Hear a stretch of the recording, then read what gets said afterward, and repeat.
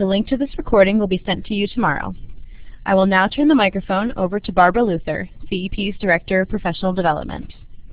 Those of you who've been with us before know that she's very involved in professional trainings in schools around the country and loves to do on-site trainings as well as webinars.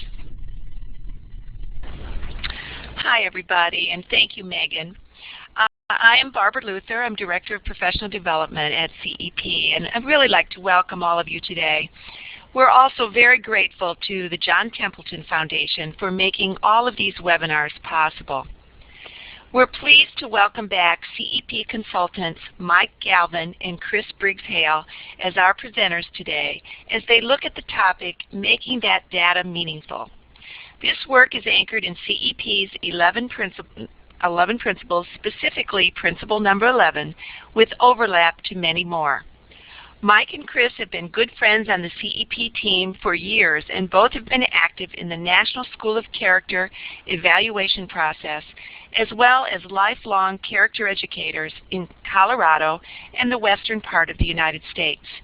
Their National School of Character, Columbine Elementary School, was particularly recognized for including students with special needs, for emphasizing student growth in personal and social responsibility, and for setting up a system for evaluating climate and culture. Mike is the former principal and is presently an owner and school leadership consultant of Focused Leadership Solutions in Denver. Chris Briggs-Hale also actively leads whole school reform and is the founder of Waterfall Learning. He currently serves as the principal of Youth Pass Elementary School out in beautiful Colorado. Mike and Chris, welcome and thank you. Welcome. Hello, I'm Chris Briggs-Hale, and I'd like to welcome you to our webinar, Transform School Culture, Making That Data Meaningful. Thank you, Barbara, for your gracious introduction. This session is the 11th in the Character Education Partnership series of webinars, and the second of two that were designed to help you determine the effectiveness of your character education efforts. Today, we'll talk about the reasons you might want to measure the results of your school or district character education efforts. Then, we'll demonstrate some ways that you can obtain information regarding your successes, as well as any challenges that might remain as you work to develop the character of your students in your classroom, school, or district. And don't forget, on June 14th, Barbara Luther will wrap up the series with helpful ideas for tying things together and developing your next steps in Webinar 12, Review and Opportunities. Mike Galvin is here with me again today as my co-presenter. Good afternoon, Mike. Hey, Chris. Great to be here. Mike and I have both served as elementary school teachers and principals, and as Barbara mentioned, I still do. On the slide, you can see Columbine Elementary School, a national school character where Mike and I worked together for many years. While at Columbine, we developed many measures to help us know if our character efforts were making a difference for individual students and for the school as a whole. We use these measures to find out what we could do better. We'll show you some of those measures today. And since that time, we have helped other school professionals and organizations achieve their goals in character education. We believe we can do the same for you. In case you weren't with us last time, we showed these pictures of us at Columbine to let you know that, well, we don't live in an ivory tower. That's me on the left and Mike on the right. One of the ways we evaluated our school climate at Columbine was to ask students and teachers if they enjoyed coming to school every day. We wanted them to say yes, so we figured the school needed to be a fun place. Here again are the more up-to-date pictures. That's Mike on the left and me on the right. You might notice the need for the wig. Mike's going to help us get a little more information about you. Well, thank you, Chris, and welcome, everyone. Before we get started, let's learn a little bit about your background in school or district level character education evaluation. Tell us a little bit about your experiences. If you would, please place your check mark icon on the portion of the scale that will show us your experience level.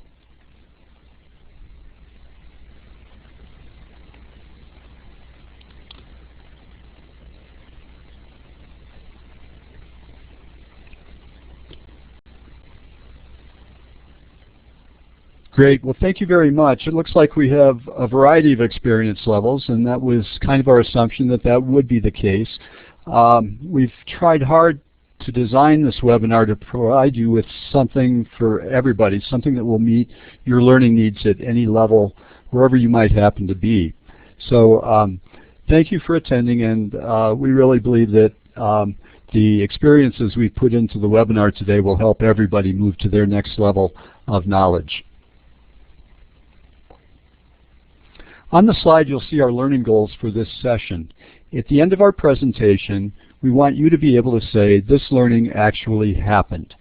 Let's go through the goals one by one. First, we'll be talking a lot today about the importance of school culture and how a positive school culture is foundational to good character education. And we know you've learned some of these concepts and strategies in previous webinars. Today we'll follow through on that by learning more about how to measure them. That's our second learning goal for today. Measuring school culture is important. We'll offer some ideas on how you might go about doing this. And finally, we don't want your measures of success to be stuck away on a shelf somewhere, so we'll be showing you a model for reflecting and acting upon the data you obtain. And that's perhaps the most important part of our webinar today. We'll be showing how to measure three things today, as you can see by the bulleted list. First, your school culture. Chris will talk about that in the upcoming portion of the webinar. Second, the success of your character building efforts with students.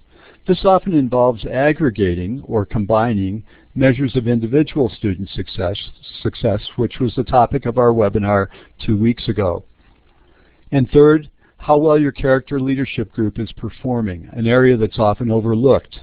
After all, without effective leadership, the most well-designed character initiatives will have a hard time finding success. There are many survey instruments available to help you monitor the progress of your leadership efforts, and we'll talk about some of those a little bit later in the webinar. From our work as National Schools of Character evaluators, we know there is a direct relationship between the culture of the school and the success of the character education programming. Why? Character is the development of interpersonal and personal skills. The emotional environment in which these skills are being developed determines the success of the teaching. So just as a farmer would try to improve rocky soil, so do educators take stock of and try to improve the quality of the learning environment. In the end, it's what we model that will teach our students. Before we talk about evaluating school culture, we need to be in agreement on what it is. Some people say that school culture can be defined simply as the way we do things around here. Phil Catania said in webinar 2, you can taste it when you enter the building. CEP looks at culture as the agreed upon values manifested through observable behavior. From your experience now, what are important indicators of school culture? In the tan text box, take a moment for us and for each other to write down a few things that are valued by the culture of your school or organization.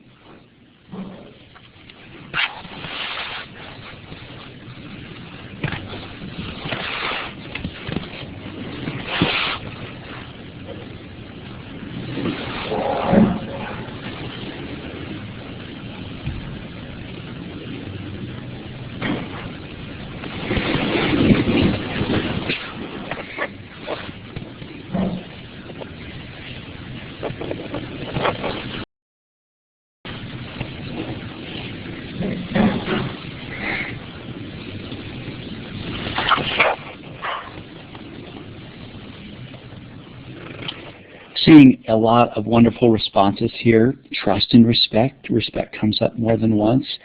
How well people work together. Do they discuss? And that, I feel, is connected to the collegial outlook. Ideas don't belong to any one person. These things are key. Let's move on to the next slide. Here are a few things that experienced CEP site visitors look for in a school's culture. A shared identity. and a sense of purpose that keep people on the same page. High quality relationships that allow for trust, risk-taking, and support. A free flow of information, data that allows people to know how well they are doing compared to what they plan to do. Now, let's hear what award-winning Australian principal Louise Bywaters says she looks for. Use the link in the chat box to access the video. When you are done viewing, close the video screen and return to the session and let us know you are back.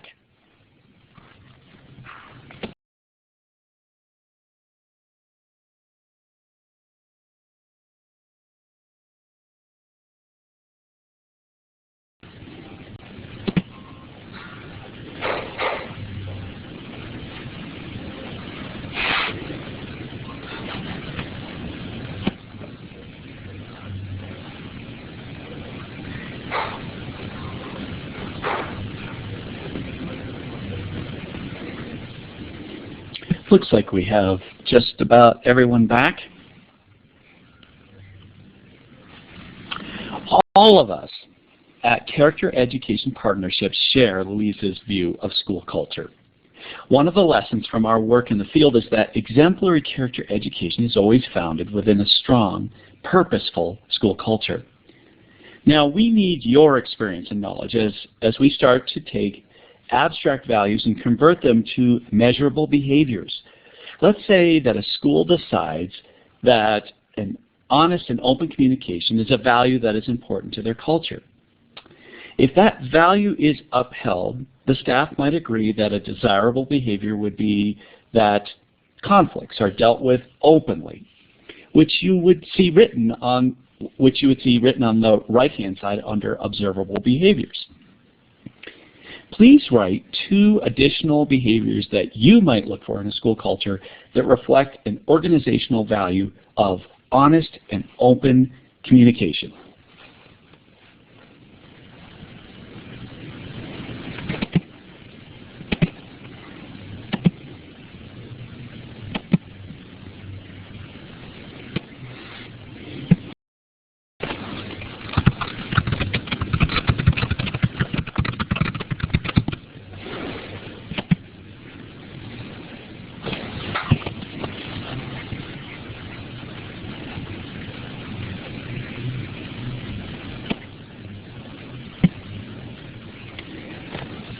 Well, we're seeing some great ones here. Asking for help, feedback is given in a timely manner.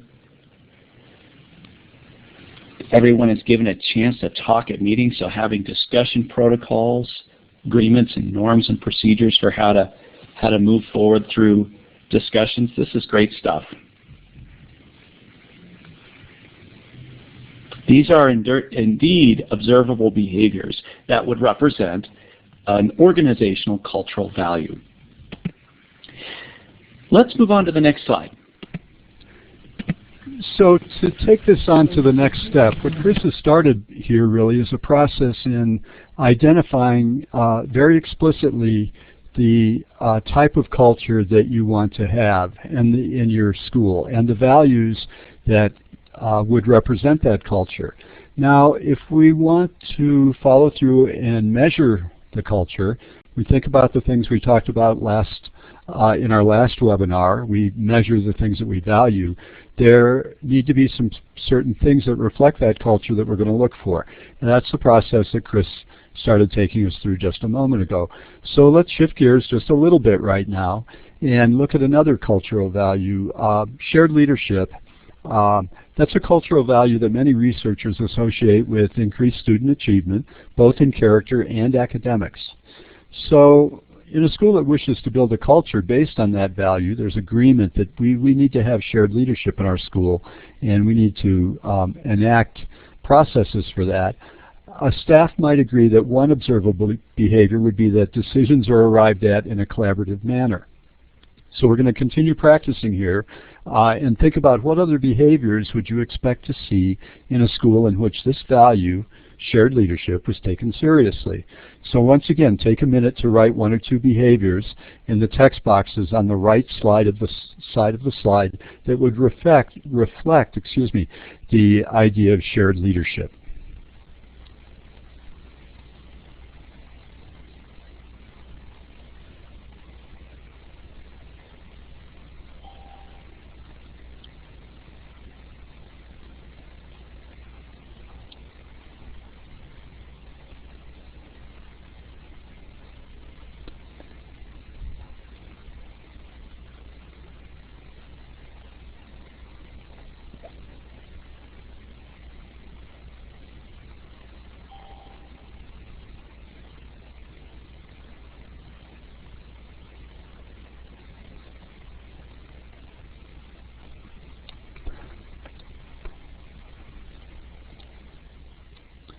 we have a nice variety of behaviors that people have thought of. Time for people to give their ideas, making sure that people feel that they're listened to, that that somehow people have access, that we create artifacts of meetings and create specific times, scheduled times for them to meet, so we have structures that support shared leadership, and both parents and students are also involved in decisions. Teachers learn from each other. In fact, a lot of the behaviors that you've written here are exact behaviors that schools that we work with have chosen as indicators in schools that value shared leadership.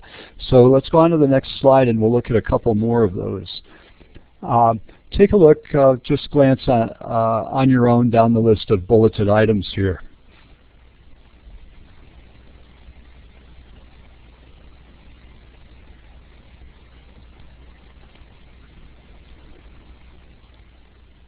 So you see several of the ideas that were reflected in your comments on the last whiteboard where you put down your ideas.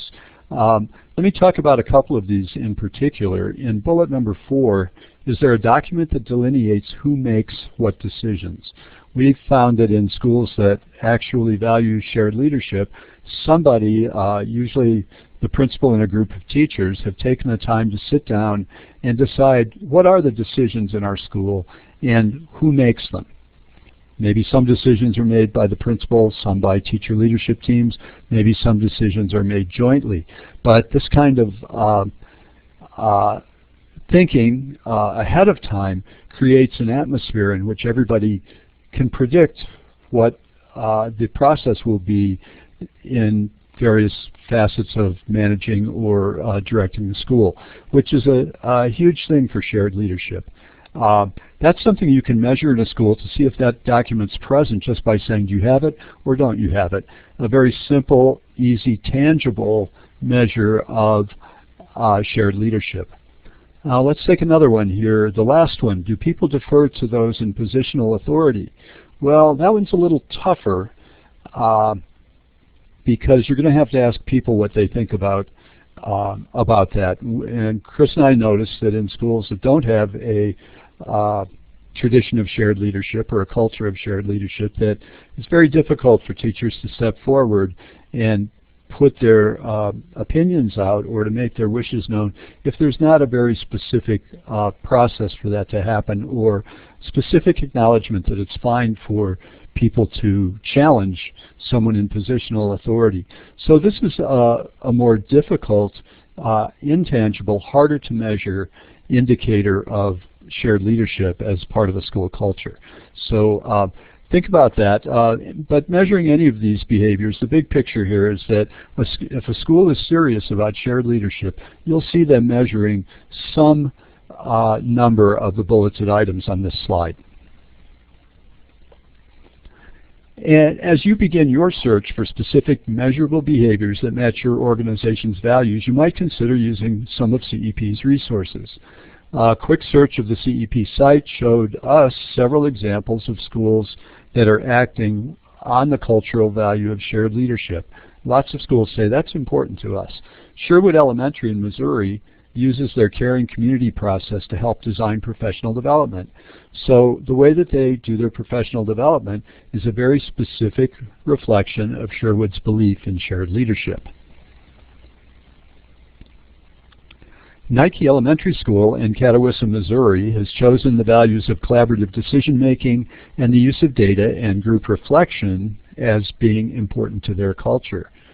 So they demonstrate this value based on CEP Principles 9 and 11 by using a data wall that stimulates discussion and shows progress toward group goals.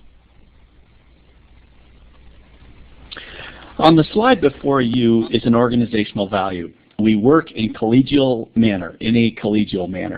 A lot of organizations will want to say that they do that. Well, what behaviors would you see if this value was actually being lived in the organization? One example might be that the group has developed a written definition of what that looks like, and they begin meetings with a review of their definition. This behavior is tangible and easy to count. How? Just count the meeting minutes that begin with a review of these norms. If you recall from webinar 10, simply counting the frequency of a behavior is an example of what we refer to as tangible evidence. Now, what if we wanted to develop a more sophisticated measure of the value? In other words, what if we want to measure quality in addition to frequency of use? Well, that takes us to the next slide. As you can see, we are working with the same value. However, now we want to know how well, not just how often, does the staff do this. What behaviors would reveal a high understanding of strategies for working collegially? This would be the more intangible indicator. For example, you might ask, does the staff agree we address conflict effectively?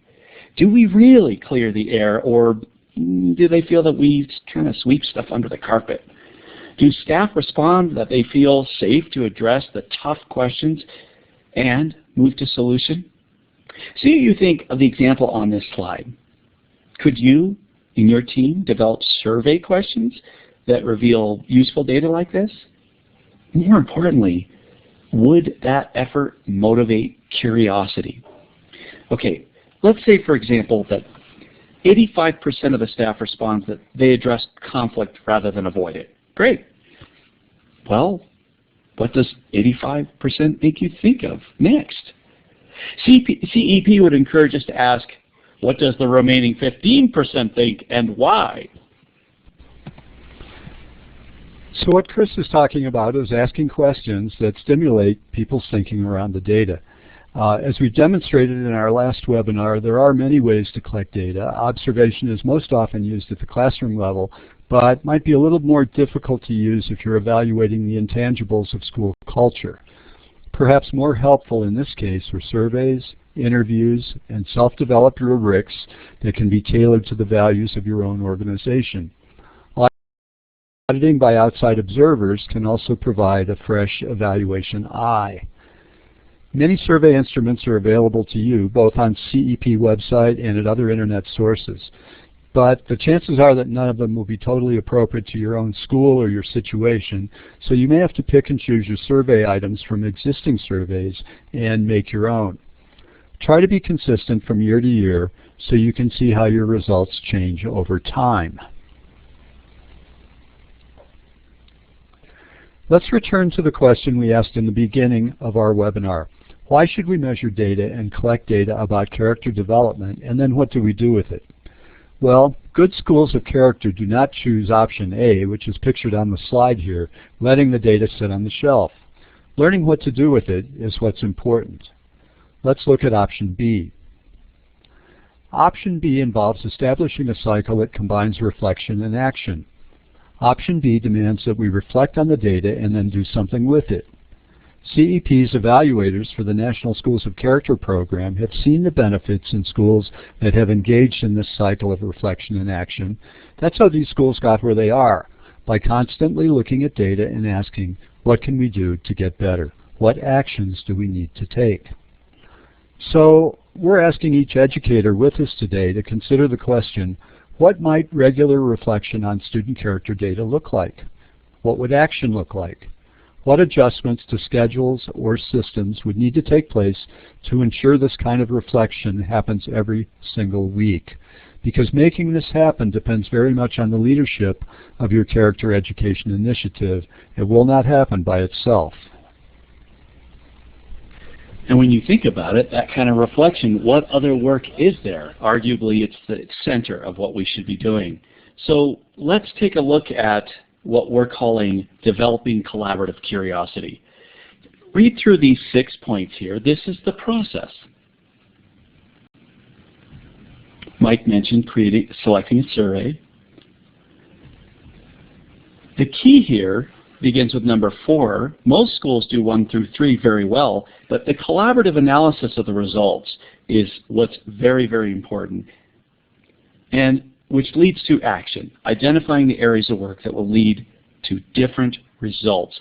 And then finally, closing that reflective loop, reassess at a later time. Did the action we take make a difference? So remember, if you're measuring what matters, Curiosity will drive this process.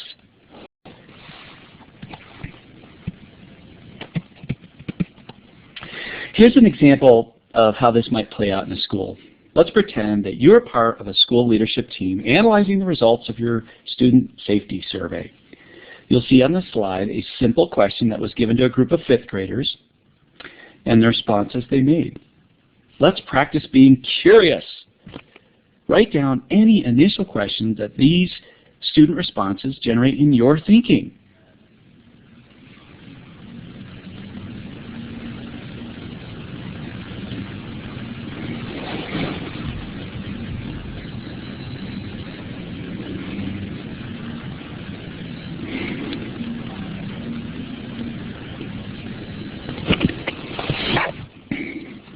I love that. Are we going to ask my son if he feels safe at school? It's a good question, isn't it? Being specific about what we mean by safe. Good point.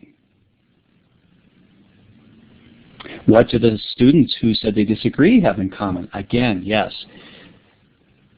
I love these comments. I'm getting curious about them. I'm realizing that maybe even the question itself needs more specificity. That's the point of this, that by sharing our own curiosity, we refine what it is we're looking at. Yeah, what do we know about the folks who disagree? Well, thank you. I see some very interesting questions that arose for you, and they're making me curious too. Let's look at the reflection action cycle and see how this small piece of work that we just did together might fit into the bigger evaluation picture, the whole evaluation of your character education programming. So, on to the next slide. Here it is, the reflection action cycle that we've been talking about, but it's in diagram form. The 5th grade team that we are referring to is actually in the middle of this process. They identified a culture, character value. We want students to feel safe at our school. They selected a means of measurement, a student survey, for the behavior they wanted to measure. They measured, they collected the data, and now they are beginning, just like you did with us, a process of reflection where they looked at the results and used their curiosity to wonder, what does this data mean? Why did we get these results? Well, whether working alone or in a group, this curiosity is essential if we are to improve at our work. We need to develop ways to examine data and protocols for asking hard questions. Effective analysis makes ample room for everyone wondering, what patterns do the data reveal? What do the data reveal about our effectiveness as teachers? Collegial teams allow data to tell stories, both good and bad, and these teams are not afraid to make these stories public and part of the learning for everyone in the system. Let's go back to the last set of data we looked at. The school practice honest and open communication. Some schools would be, well, embarrassed to note that 26% of the students did not feel safe at the school. This leadership team began facing up to the story that this data told. We want our kids to feel safe. 26% of them don't. Why? What can we do? Well, this team decided that before they would take action, they needed more information. They developed a protocol for getting more specific information from the students before they took action. Some of your questions were exactly like that. You were wondering about the wording of the question. They asked their counselor to interview a large sample of 5th graders with the follow-up questions you see on the slide. Once the leadership team understands why many students don't feel safe, they can address the specific issues they uncover.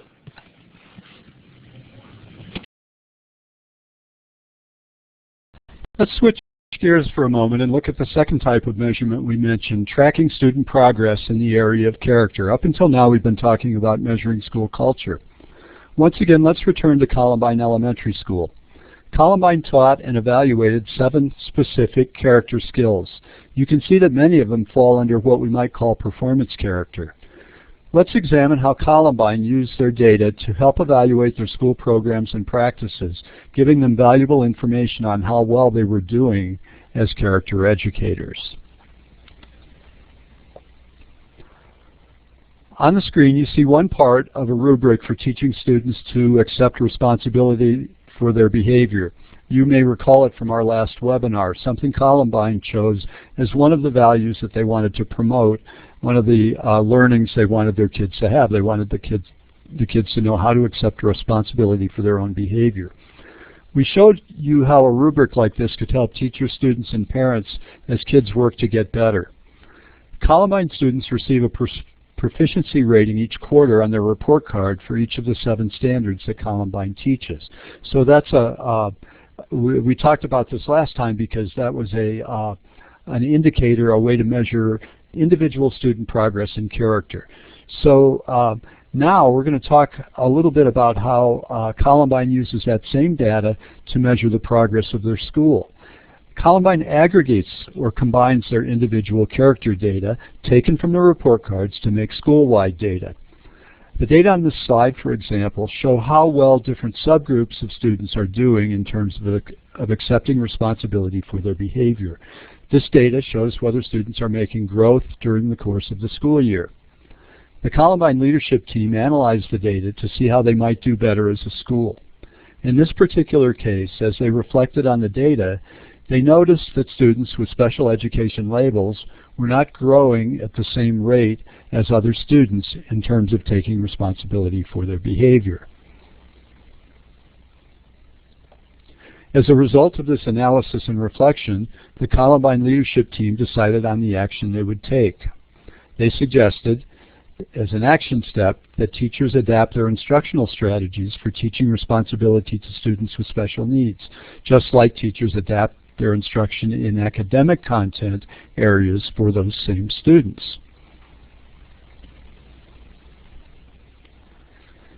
Here's data that Columbine collected to see if their students maintain positive attitudes about school as they progress through the grades.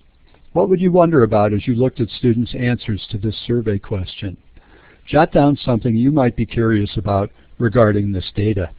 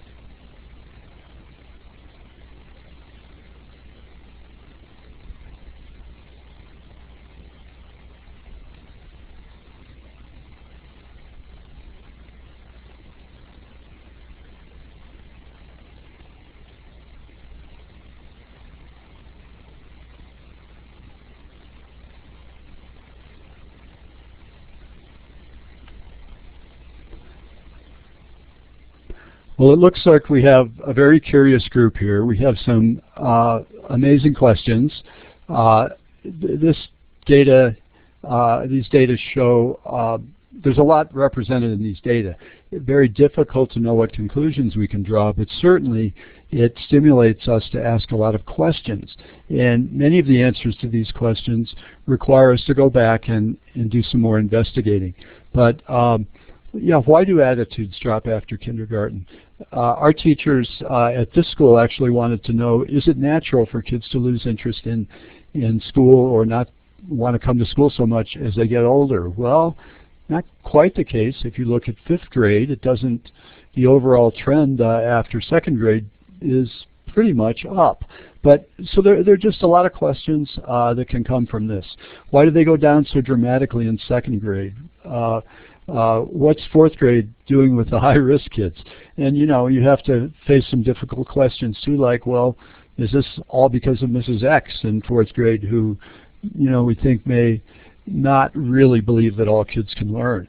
So posing these questions can be difficult and challenging, and also can be can challenge the culture of your building. If you have a culture of a building that with people who mainly value getting along with each other.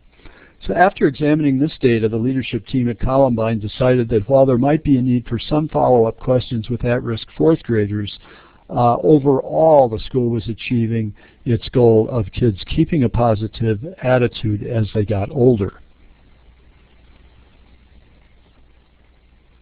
Here's one more set of data. This slide shows the average rating on the report card for students in various subgroups each quarter of the school year under the category Taking Risks and Accepting Challenges, which was another value that Columbine had identified as desirable for its students, specifically identified and specifically teaching. If you were a member of the leadership team, what would you propose that the team do after looking at this data? Go ahead and write your suggestion on the bottom portion of the slide.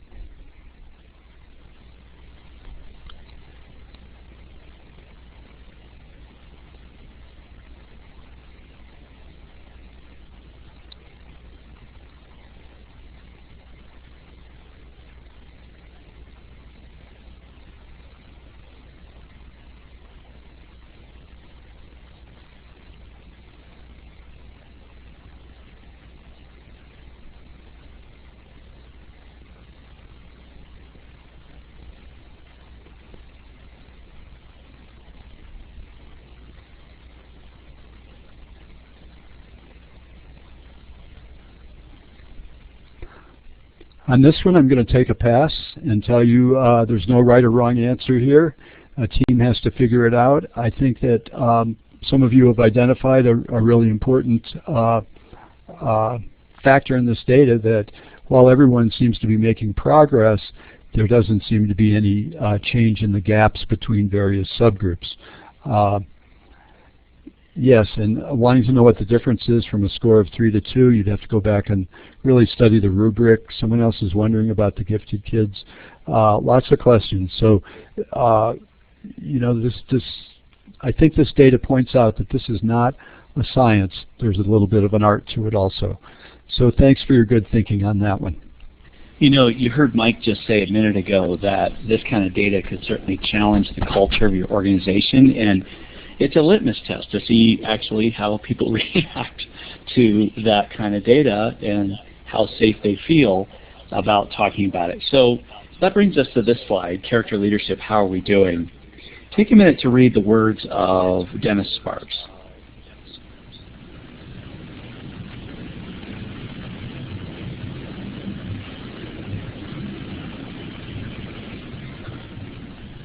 So these words remind us that if we expect others to change, well, we must first change ourselves.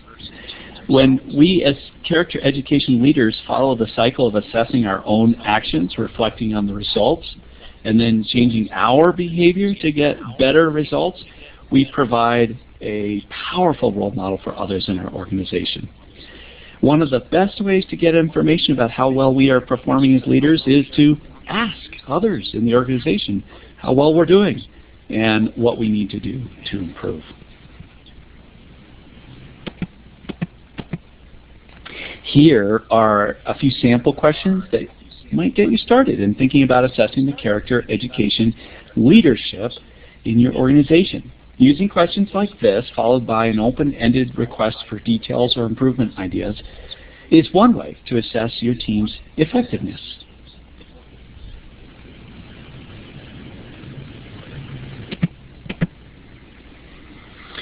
In the end, and this is one of our biggest points, data should fuel the flames of curiosity. If it doesn't, that's an indicator that you might not be measuring what matters. For those of you who joined us for Webinar 10, you'll recall that Chip Conley, a hotelier, discussed the concept of counting what matters. In his story of running a hotel, he learned that counting the number of clean bathrooms is important as a measurement of success, but it isn't enough. What really matters is the quality of the experience for the patron. So if you're not passionate about the right thing, you might not be reaching the people you need to reach. Whether working alone or in a group, the curiosity shown by the teachers at Columbine and other national schools of character is essential if we are to improve at our work. Collegial teacher teams allow data to tell stories both good and bad. These teams are not afraid to make their stories public as part of the learning for everyone in the system. That's how we get better. Well, we've reached the end of our time together today. Our best hope is that you feel more knowledgeable about the learning goals we set out at the beginning of the session. We wish you well as you develop the data that will help you improve your organization's character education efforts. Remember, take advantage of the wonderful resources available to you at www.character.org. It is the place to start. Once again, thank you for your participation and have a great rest of the evening.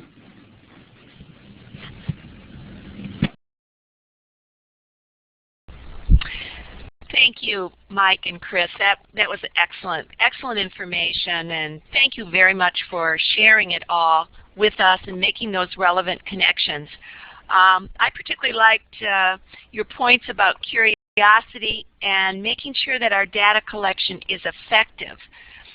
Personally, I'd really like to know what those teaching strategies and the pedagogy was being used with those 4 groups of students in those particular grades where the scores went way up. So I have to tell you, you did pique my curiosity. So thank you for that.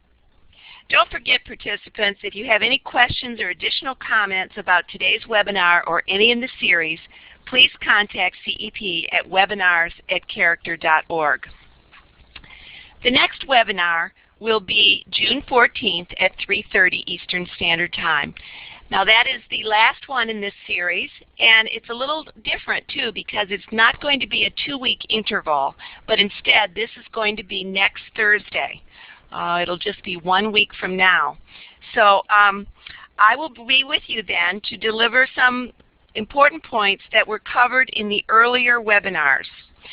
There will be a synopsis of the implementation process with reflection, review, and opportunities for next steps in character education initiatives. We're also going to add in some crucial lessons learned from National School of Character leaders, which may be poignant for your work as well. So we do hope you join us. That's next Thursday, June 14th at 3:30 Eastern.